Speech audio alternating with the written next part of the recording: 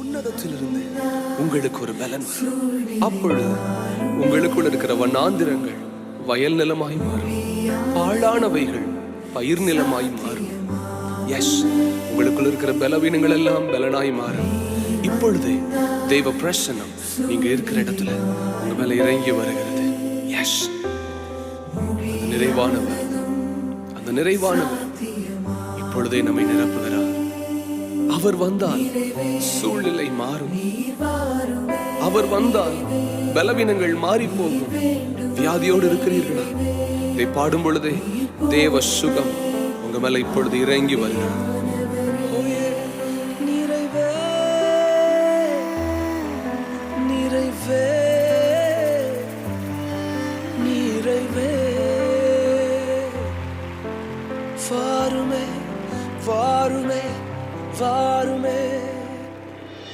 நிறைவான ஆவியானவர்